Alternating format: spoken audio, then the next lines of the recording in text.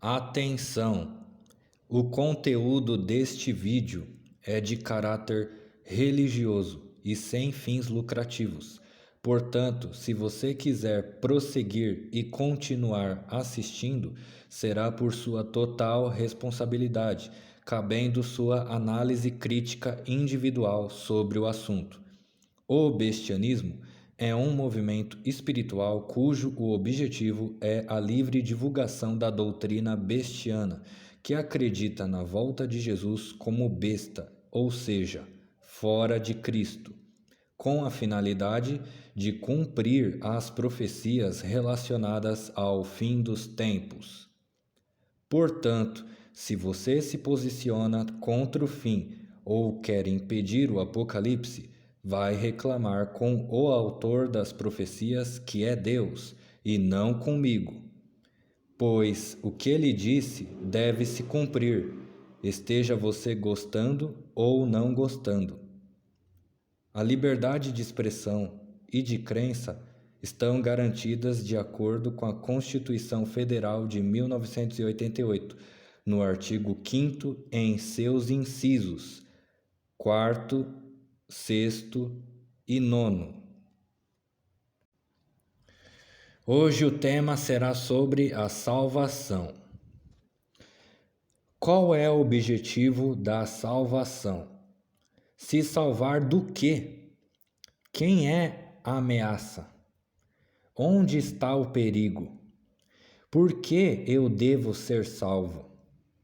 São perguntas que você deve fazer a si mesmo antes de você decidir buscar por algo sem saber por que está buscando. Estamos nesse universo. Se você não pertence aqui dentro, você sabe que precisa sair. Se você pertence aqui dentro, você permanece dentro dele. Todos querem paz, mas se esquecem da prisão. Tem gente que quer sair da prisão porque sabe que só saindo da prisão é que se terá paz. Tem outra gente que quer ter paz, mas dentro da prisão. E não enxerga isso aqui como sendo uma prisão. Pois quem tem esse tipo de pensamento acerca do universo, como se ele fosse uma prisão, tende a querer sair dele. Essas ideias é de quem não se encaixa aqui dentro, e daqui de dentro nunca foi, por isso nunca serão aceitos. Aí eu te pergunto, você quer sair da prisão para ter paz ou você quer ter paz dentro da prisão? A salvação, sob o ponto de vista cristão, se refere à questão pós-morte, que em vida precisamos aceitar Jesus Cristo como nosso Salvador e ter praticado boas ações durante a vida, a fim de comprovar que cremos nele, pois nossa fé em Cristo se revela em nossas atitudes, e que depois que morremos vem o juízo de julgamento, onde Deus vai decidir quem vai ser salvo para entrar no céu e quem vai ser condenado para ir ao inferno. Esse julgamento será em conformidade com o que você realizou em vida e se Jesus Cristo aceitou como seu Salvador. Logo, por exemplo, Fulano e Ciclano estão sendo julgados por Deus. Fulano praticou más obras durante sua vida. Morreu sem ter aceitado Jesus Cristo em vida. Então, esse fulano é totalmente digno de ir para o inferno. Ciclano, embora também tenha praticado más obras durante sua vida na terra, antes de morrer, aceitou Jesus Cristo e logo foi justificado por Cristo, sendo digno de ir para o céu, uma vez que sua fé nele lhe salvou. Mesmo que Ciclano tivesse feito boas obras, se ele não cresce em Jesus, ele não seria salvo, pois a salvação é pela fé em Cristo e não pelas obras da lei. Leia como está escrito em Romanos capítulo 3, do versículo 10 ao 12.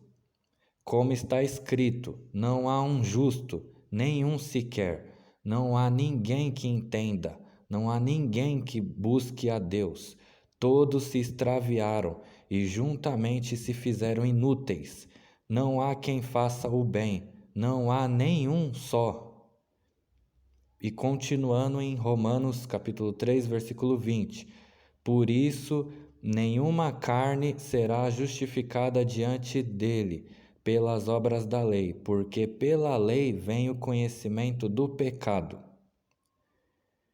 E continuando em Romanos 3, do 23 ao 24. Porque todos pecaram e destituídos estão da glória de Deus, sendo justificados gratuitamente pela sua graça, pela redenção que há em Cristo Jesus. Lembrando que, no caso do fulano, ele praticou más obras durante a vida, mas morreu, não aceitou Jesus, então não foi salvo. Já o ciclano, ele praticou más obras, mas aceitou Jesus durante a vida e por isso foi salvo. Só que a questão é, aceitar Jesus Cristo implica numa conversão, numa mudança de comportamento. Ou seja, você vai abandonar as velhas práticas que eram tidas como ruins, né? Porque no caso, quem é de Deus pratica o bem. Então, nesse caso, quando não se tinha o conhecimento de Deus, tudo que eu fazia era ruim. Porque o ser humano, pela natureza pecaminosa, ele tem a tendência de se afastar de Deus e logo ele vai se atrair, ele vai ter uma inclinação voltada às questões mais materiais, animalescas, desejos carnais e tudo que conduz à morte, porque como está escrito, não vou lembrar a parte que está escrito, mas você que lê a Bíblia sabe onde está, que o salário do pecado é a morte. Então, tudo que conduz à morte é consequência do pecado. Então, a questão não é que ele continuou fazendo obras ruins depois de ter aceitado Cristo. Depois que ele aceitou Cristo, ele foi obrigado a mudar, porque a partir do momento que você aceita Cristo, você já tem que mudar. Por quê? Porque aceitar Cristo implica no arrependimento. Você não pode continuar sendo a mesma pessoa de antes. Por isso que se fala, no batismo simbólico, né? Você mata o velho homem e quando sai das águas, você está nascendo um novo homem. Simbolicamente é isso, você está matando a sua velha natureza pecaminosa e renascendo das águas como uma nova pessoa, a partir do momento que você aceita Jesus como seu redentor, né, no caso. Porque ele nos justifica porque cumpriu a lei. Lei essa que só serviu para mostrar que nós somos falhos, pecadores e que não vamos conseguir cumprir totalmente a lei, porque por exemplo, de 10 mandamentos, pelo menos um você vai falhar, você não vai conseguir cumprir os 10. Então, no caso, Cristo cumpriu, porque ele sendo perfeito e não sendo reprovado, porque todo pecador morre. Cristo, sendo sem pecado, assumiu a morte no nosso lugar. A morte não podia reter ele porque ele não tinha pecado. A morte só retém pecadores, ou seja, quem está em dívida com a morte são os que têm pecado. Quem não tem pecado não tem por que a morte segurar. Por isso ele não permaneceu em sepultura. Fazer o bem é mais do que uma obrigação do ser humano, mas as boas ações não eliminam a natureza pecaminosa que existe em nós, pois é por causa desse pecado que o ser humano sempre terá a tendência em querer se afastar de Deus. Mesmo que o homem quisesse fazer o bem, ele não conseguiria, porque sua natureza ruim não deixa, pois ela está enraizada na carne.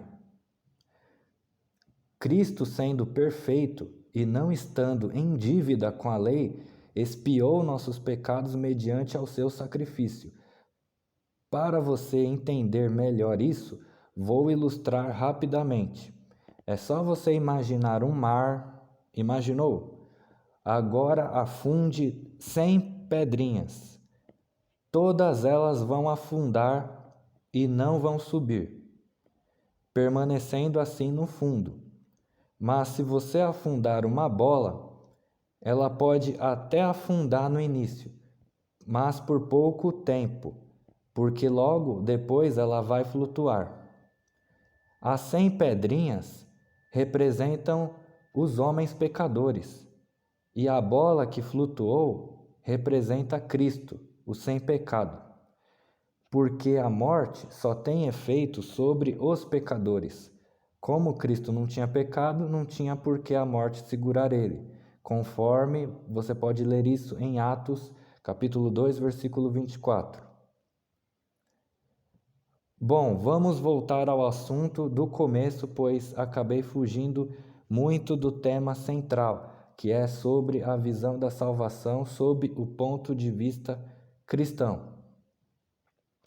Então, a visão do cristão sobre a salvação se refere a garantir a salvação do seu espírito, ou seja, a sobrevivência da alma após a morte. Mas, para as outras religiões, isso é desnecessário, pois eles não enxergam a necessidade de um mediador e nem sequer creem em um juízo. Para essas tais religiões, o acesso ao plano espiritual é livre e sem burocracia. Se pode se comunicar com os mortos, etc. Eles acreditam em vida após a morte, mas não do mesmo jeito que o cristão acredita. Por exemplo, enquanto para o cristão a pessoa morre e permanece dormindo, até que Cristo ressuscita-o para o julgamento. Mas, para as outras religiões, a visão é diferente. Para eles, depois que se morre, permanece acordado e ainda pode ir para diversos lugares nos planos espirituais, dos quais não tem nada a ver com os únicos destinos que seriam ou o céu ou o inferno, e nem sequer passar por um juízo antes disso, contrariando as seguintes passagens, como está escrito em Hebreus capítulo 9, versículo 27. Da mesma forma como o homem está destinado a morrer uma só vez e depois disso enfrentar o juízo. Em Eclesiastes capítulo 9, versículo 10. Tudo quanto te vier à mão para fazer, faze-o conforme as tuas forças. Porque na sepultura, para onde tu vais, não há obra, nem projeto, nem conhecimento, nem sabedoria alguma. Então vemos que essa visão de salvação espiritual já pode ser eliminada, porque ela não bate com a crença de outras religiões, pois para o cristão a pessoa morre, dorme e espera o juízo, enquanto que para as outras religiões a pessoa morre, mas continua acordado em espírito e vai para vários lugares nos planos espirituais, ou seja, ela tem uma liberdade de locomoção, enquanto que para o cristão a pessoa morreu e fica lá dormindo, até esperar ser acordada, né, ressuscitada por Cristo para passar pelo juízo e depois decidir se ela vai para o céu ou para o inferno, que só existem esses dois lugares na visão cristã. Agora, na visão das outras religiões, você já morre e continua acordado em espírito. E pode ir para qualquer lugar. Aí depende, né? Porque cada visão de cada religião vai tender para uma forma. Então, uns vai falar, você vai para um umbral, você vai para outros planos, outras dimensões, enfim. Tem vários lugares aí, mas tipo, não passa por uma burocracia, não tem essa coisa de ter que passar por isso, vai ser desse jeito, não. É uma coisa mais underground, mais a pessoa faz o que quer, entendeu? Então, tipo, é uma coisa que isenta essa necessidade de ter que passar por Cristo, entendeu? Também temos essa outra visão cristã, que é uma salvação carnal pós-morte, que se refere à questão da ressurreição. em seus antigos corpos, ou seja, voltar à vida no mesmo corpo que viveu. No caso, a pessoa viveu, morreu e no dia do juízo é ressuscitada para a salvação ou para a condenação. Essa visão faz um pouco mais de sentido, pois na carne se sente as dores, já no espírito não se sente dor. E se o inferno é um lugar de punição, precisaria de um corpo físico para senti-lo, assim como está escrito em Mateus capítulo 10, versículo 28. E não temais os que matam o corpo, e não podem matar a alma. Temei antes aquele que pode fazer perecer no inferno tanto a alma quanto o corpo. Os dois, não somente a alma, o corpo também. Então, nesse caso, teria que haver uma ressurreição do corpo, né, para que o corpo sofresse o dano da punição, né, do juízo eterno. E em Apocalipse capítulo 19, versículo 20. E também como está escrito em Apocalipse, né, na condenação da besta e do falso profeta. Estes dois foram lançados vivos no lago de fogo que arde com enxofre. Lançados vivos. Não foi depois de morrer que eles foram lançados, eles foram lançados em vida. Então se pode ter acesso a esse inferno em vida, não tem que esperar morrer para depois ter o conhecimento do inferno. Entendeu? Então isso já reforça um juízo em vida. E aí você vê em Mateus capítulo 5, versículo 29. Portanto, se o teu olho direito te escandalizar, arranca-o e atire-o para longe de ti, pois te é melhor que se perca um dos teus membros do que seja todo o teu corpo lançado no inferno. Ou seja, ele já reforça que, se você cai em pecado ou em tentação por causa do teu olho, da tua mão direita, que te faz tropeçar, te faz escandalizar, então é melhor que você perca um desses membros e entrar no reino desmembrado do que cair no inferno com o corpo todo, com esses membros que te fazem a pecar, né, no caso. Então, se ele reforça essa ideia de ter que tirar um dos membros para a pessoa chegar viva e não ter que passar pela condenação do fogo, né? Então já é mais uma vez uma questão reforçando acerca de se ter um corpo físico para ser jogado no inferno. Como também podemos ver em Daniel, capítulo 12, versículo 2. E muitos dos que dormem no pó da terra ressuscitarão, uns para a vida eterna e outros para a vergonha e desprezo eterno. Ou seja, você vê que há ressurreição dos dois lados, tanto para quem vai ser salvo e tanto para quem vai ser condenado. E aí em 1 Coríntios, capítulo 15, versículo 13. Se não há ressurreição de mortos, também Cristo não ressuscitou. E se Cristo não ressuscitou, logo é vã a nossa pregação, e também é vã a nossa fé. Ora, ele não está falando de ressurreição porque, muitos falam, morreu na carne e ressuscitou no espírito. Não existe ressurreição no espírito. A ressurreição é na carne. Ressurreição significa volta à vida no mesmo corpo. Então, se cremos que Cristo ressuscitou em carne, voltou à vida na carne que ele estava, quer dizer, Jesus, né, ressuscitou no Cristo, né, porque Cristo é o corpo humano de Deus, voltou em Cristo. Então, cremos que a nossa ressurreição será nesse corpo, né? Nesse corpo que a gente está. A gente morre e quando for ressuscitado vai voltar pro corpo que a gente estava agora, né? E aí, continuando ainda no capítulo 15, no versículo 35. Mas alguém dirá, como ressuscitarão os mortos? E com que corpo virão? Insensato, o que tu semeias não é vivificado se primeiro não morrer. Isso bem é verdade, porque não se chega à ressurreição sem passar pela morte.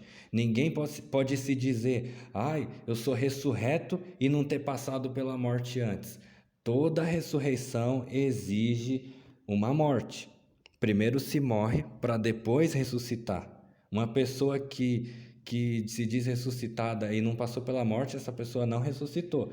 Embora em livros mais para frente, nas cartas paulinas, o apóstolo Paulo fala que a gente vai no tocar, no soar da última trombeta, nossos corpos passarão por uma transformação, nós os vivos, os que ficarmos. Então, tipo, eu já não acredito muito nisso porque sugere a ideia do quê? De vestir uma roupa por cima da outra, porque, tipo, ele fala que a nossa vestimenta, né, o corpo mortal se revestirá da imortalidade, ou seja, vestir uma roupa por cima da outra. Não, eu não acredito nisso. Eu acredito que a pessoa tem que morrer e ressuscitar no corpo que ela estava. Agora, vestir uma roupa por cima da outra, aí eu já não acredito nisso. Como também vemos mais para frente em 1 Tessalonicenses, capítulo 4, no versículo 14. Porque se cremos que Jesus morreu e ressuscitou, assim também aos que em Jesus dormem, Deus os tornará a trazer com ele. Ou seja, da mesma forma que Jesus, como Cristo, morreu e ressuscitou, convém que os que morreram, que creram em Jesus, também sejam ressuscitados.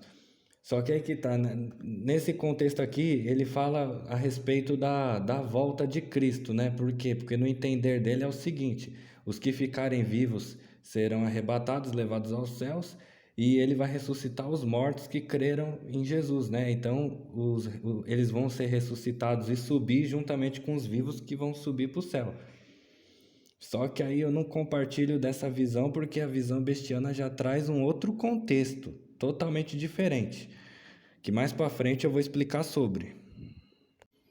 Mas referente àquilo que eu tinha citado, era ainda em 1 Coríntios capítulo 15, mais para frente, a partir do versículo 51, quando ele diz: Eis, aqui vos digo um mistério, na verdade nem todos dormiremos, ou seja, nem todos morreremos, mas todos seremos transformados, ou seja, ainda em vida, num piscar de olhos, num abrir e fechar de olhos, ante o soar da última trombeta, que os mortos ressuscitarão incorruptíveis, e os que estiverem vivos serão transformados. Ou seja, eles não vão passar pela morte e ressurreição, eles vão ser transformados em vida sem ter que passar pela morte. Então, porque convém que isto que é corruptível se revista da incorruptibilidade, e que isto que é mortal se revista da imortalidade.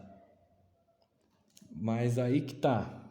Porque, tipo, na visão cristã, eles pensam que, se Deus, como Cristo, passou pela morte e ressurreição e ressuscitou com o corpo glorificado, nós seremos glorificados junto com ele, ou seja, também vamos adquirir um corpo glorificado. Mas a visão bestiana é um pouco diferente, porque se a gente enxerga que esse universo não é o nosso lugar, então logo tudo que está aqui não é de Deus, a começar pelo corpo. Porque se você for ver mais para frente, vai falar que o corpo é templo do Espírito Santo, do Espírito de Deus. Então, tipo, é sagrado, tem essa visão respeitosa com o corpo. E quando você entende que está num universo que não é o universo do verdadeiro Deus e que tudo que está nele não vem do verdadeiro Deus, então, tipo, na visão do bestiano, me perdoe se vocês vão se sentir ofendidos, mas na visão do bestiano, o nosso corpo é templo de Satanás e precisa ser destruído. E tem um versículo que fala sobre isso. Então, como podemos ver em Gálatas, capítulo 2, versículo 18. Porque se torno a edificar aquilo que destruí, constituo-me a mim mesmo transgressor. Ora, se nós morremos para sair dessa vida porque essa vida não é verdadeira, por que eu vou continuar nela? Se eu continuar nela, eu torno o sacrifício de Cristo em vão, porque ele morreu para poder sair daqui. Entendeu? Não para continuar aqui. Se for para continuar aqui, não precisava morrer. Todo esse sacrifício está sendo lutas para o outro Deus, que é o Deus verdadeiro, que entrou nesse universo, nos tirar daqui e levar de volta para o universo dele. Porque se ele estivesse em seu próprio lugar, em seu próprio universo, o mundo aceitaria ele. O mundo não aceita justamente porque ele não é daqui. Por isso que eu ainda brinco, porque esse é o verdadeiro nome dele. Outro Deus, Deus desconhecido, espírito intruso, que veio de fora, né? O Deus gringo, literalmente gringo. Por quê? Porque veio de fora, ele não é daqui de dentro. Por isso que ele não é aceito aqui. Por isso que qualquer manifestação dele sempre vai ter uma briguinha, uma picuinha, as pessoas não aceitam, já olham com cara feia. Como o próprio Jesus diz, que a minha própria presença causa divisão. As pessoas não suportam estar perto de mim. Por quê? Porque eu não sou bem-vindo nesse universo. Eu não sou o Deus daqui. Se ele fosse o Deus daqui, não precisava sacrifício, não precisava de nada, ele já estava na casa dele. Tudo isso acontece para tirar. É porque não pode habitar dois deuses no mesmo universo. O que não é daqui tem que sair. E ele está lutando para sair. Morreu no templo, morreu no Cristo e vai morrer de novo na besta, que é a última consumação, e aí acabou tudo. Aí quitou a dívida. Aí, literalmente, tudo estará consumado. Porque aí acabou tudo mesmo. Quem ficou, ficou. E quem foi para o outro lado, que é o outro universo, foi para o outro lado. Saiu dessa para melhor. Não é isso que dizem, né? Quando fulano bate as botas, fulano saiu dessa para melhor. É para melhor. Porque aqui que é ruim. Ficar aqui que é ruim. Mas se você quiser ficar aí, fica, pô. Não tô te obrigando a sair, não. Você vê o que é melhor pra você. Só tô te avisando, né? Pra depois não dizer, ah, não fui avisado. Não sabia nada. Não há nada que Deus faça sem antes avisar os seus profetas antes, hein? Então, no entanto, a visão bestiana discorda da ressurreição carnal de pecadores no juízo. Agora vou explicar qual seria o ponto de vista na visão bestiana em relação à salvação. Ou seja, deu para entender que a visão bestiana ela discorda da ressurreição carnal porque não tem motivo, porque ele já tem uma visão diferente acerca desse corpo. Entendeu? Por a gente estar num lugar que não é o nosso lugar, que tem que sair daqui. Para os bestianos, a visão é completamente diferente, uma vez que eles adquiriram uma visão muito mais ampliada da real situação que acontece. Adão e Eva foram puxados para dentro desse universo que estamos agora. O outro Deus também entrou aqui dentro, com a intenção de nos resgatar e levar de volta para fora. Mas para sair desse universo existe um preço a se pagar. Foi fácil para entrar, mas será difícil para sair, porém não impossível.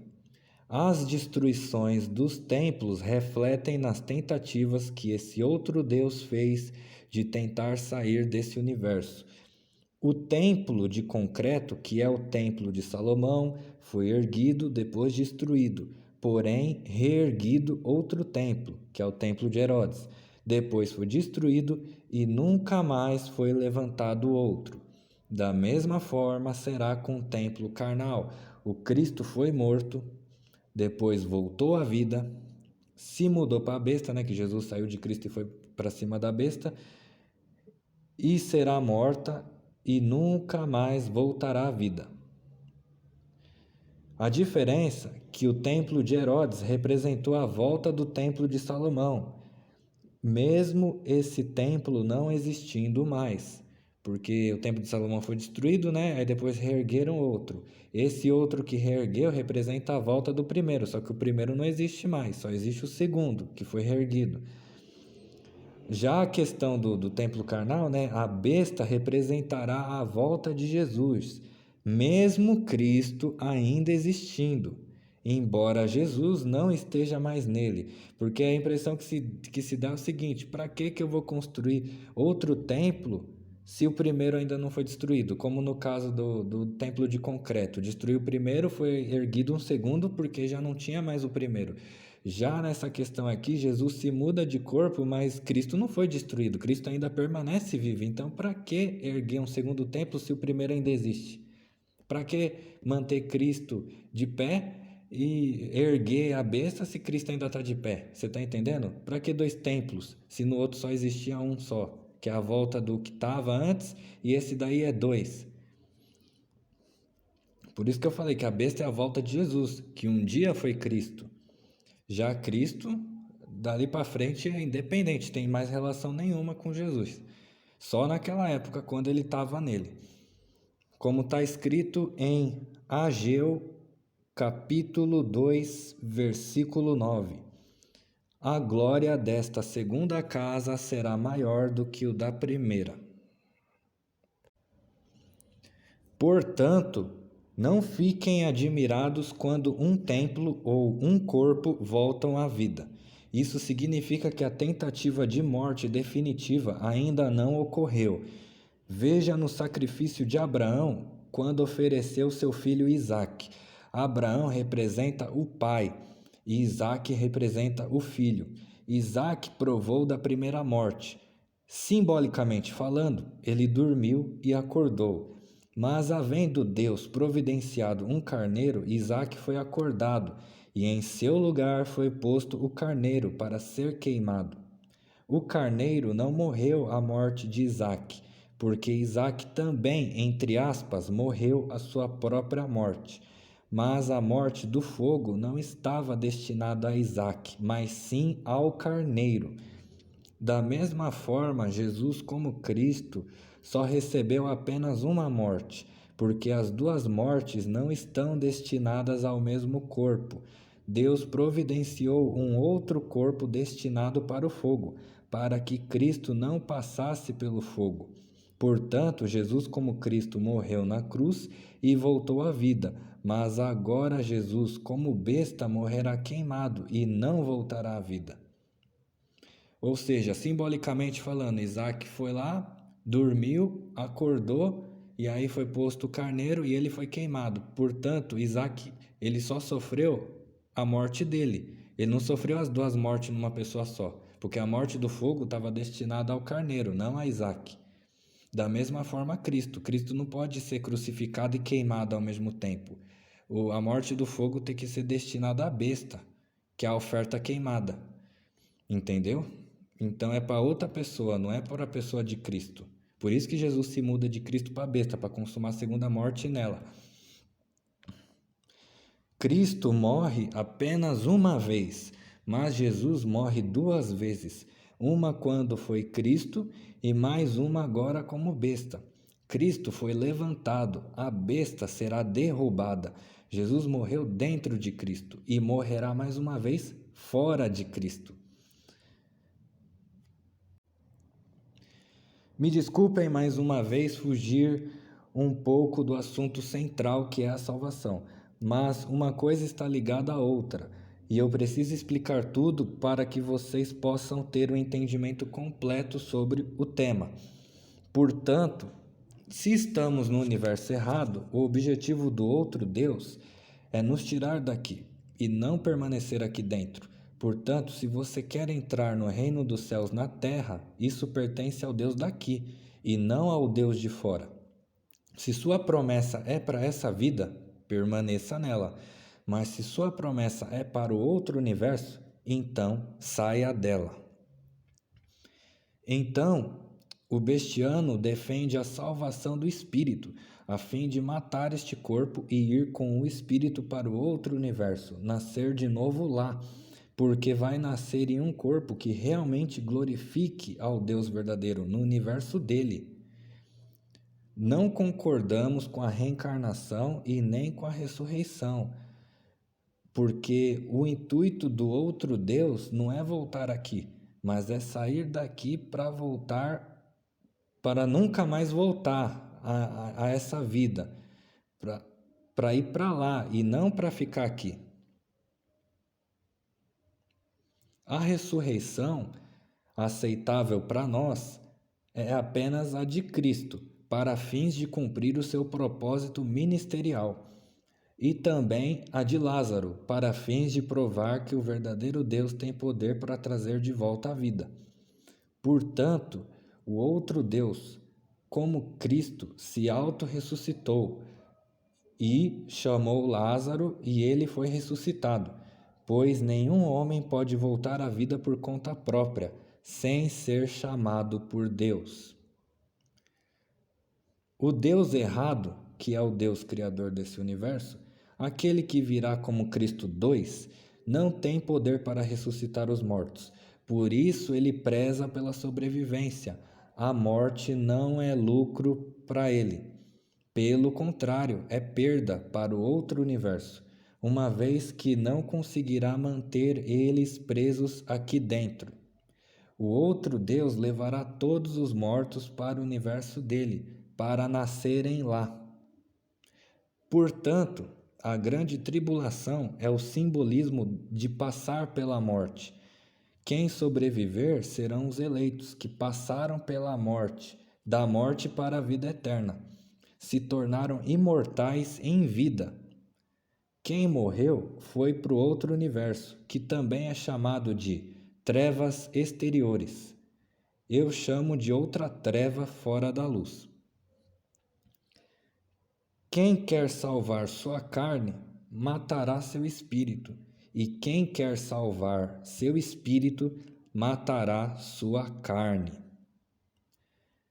Essas são as duas salvações na visão bestiana, que vai separar os cristãos em dois grupos: os piscianos, que morrem para encher a taça da ira de Deus, e os aquarianos, que sobrevivem para entrar no reino que desce do céu. Isso é outra coisa importante.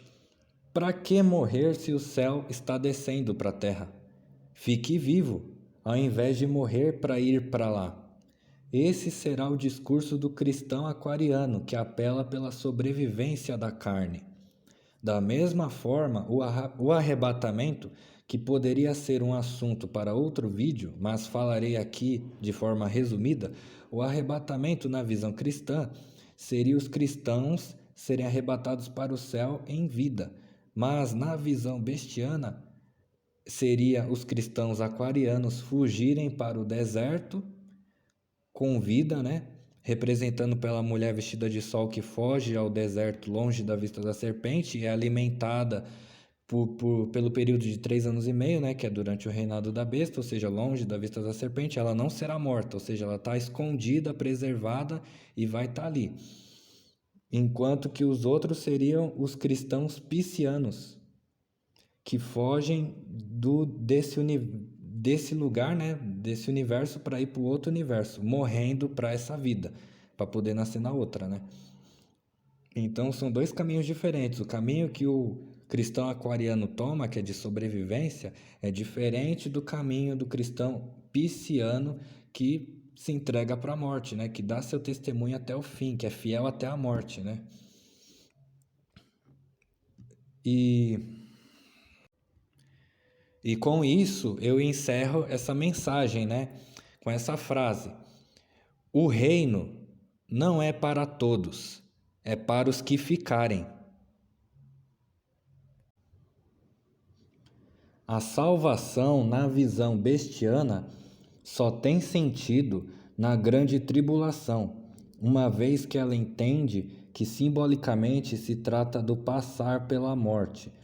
Quem perdeu sua vida durante a grande tribulação não poderá mais entrar no reino, mas quem sobreviveu vai entrar no reino e viverá para sempre aqui neste universo.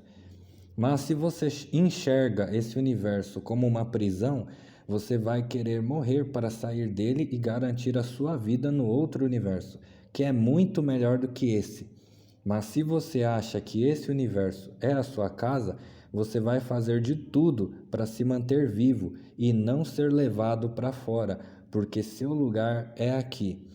Portanto, na visão bestiana, toda pessoa morta é salva e toda pessoa viva é condenada. Lembrando, na grande tribulação, isso daí, essa visão aí de o vivo ser condenado e do morto ser salvo. Isso daí só é válido quando tiver acontecendo as coisas.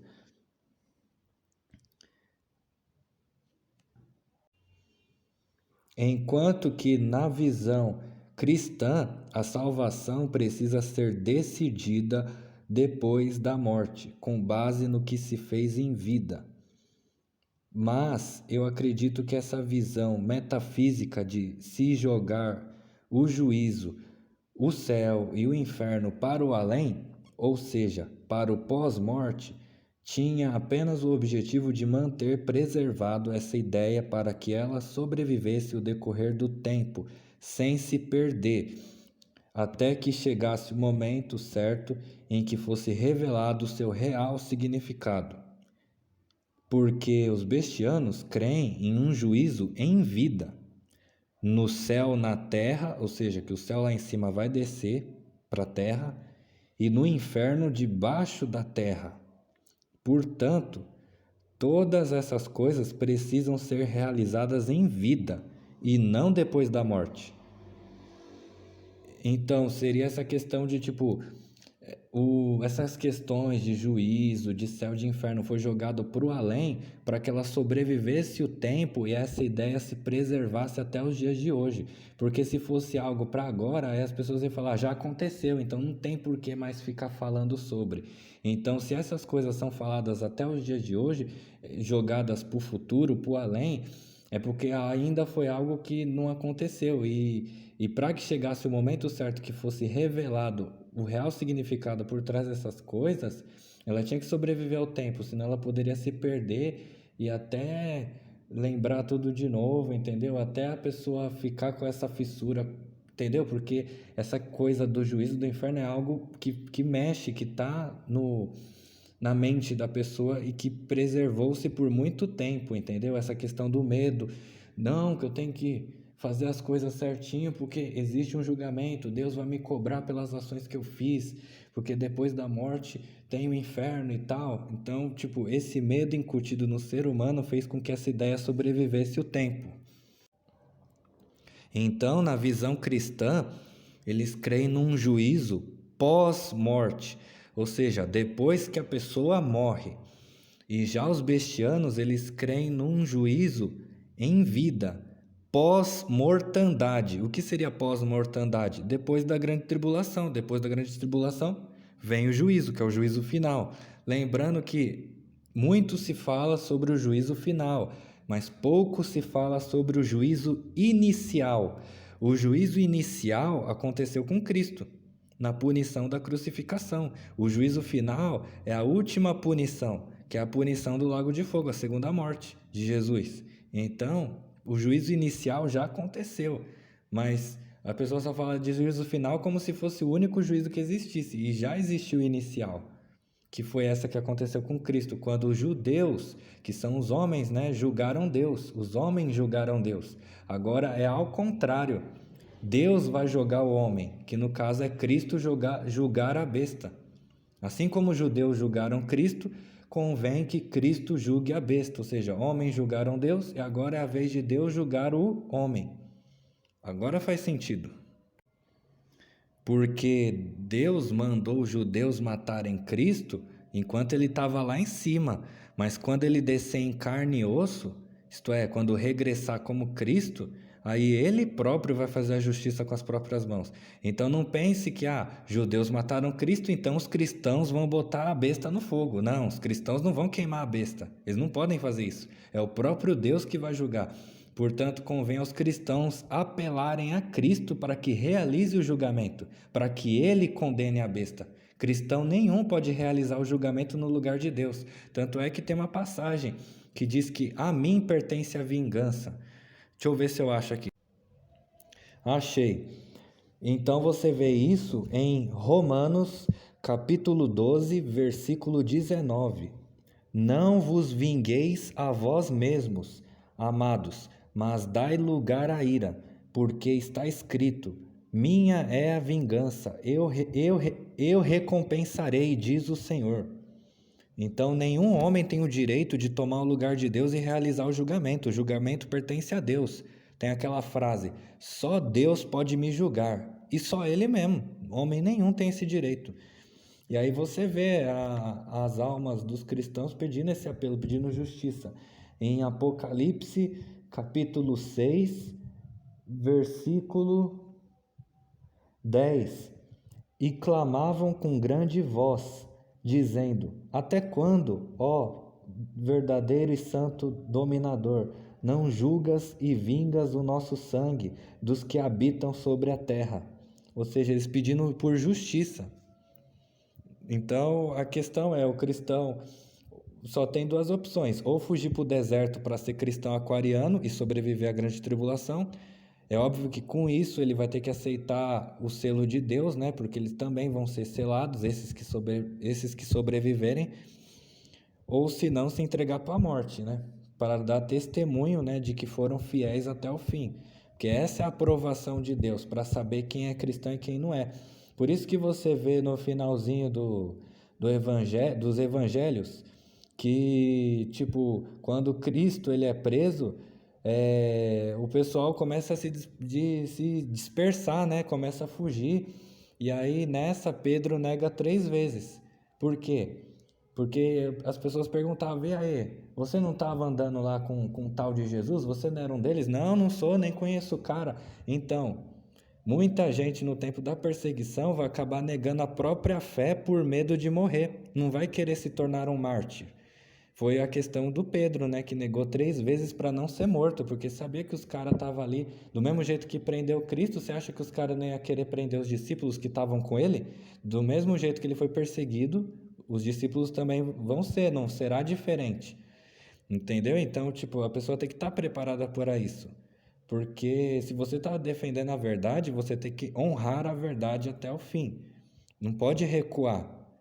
Porque aí é aquela história que Jesus também falou nos evangelhos, que quem me negar, eu negarei diante do meu Pai, mas quem me confessar, eu confessarei diante do meu Pai. Se você gostou desse vídeo, curta, compartilhe e aperte o sininho para receber notificações dos novos vídeos que serão lançados neste canal. E se inscreva também. Siga nas redes sociais, @bem-vindos ao fim.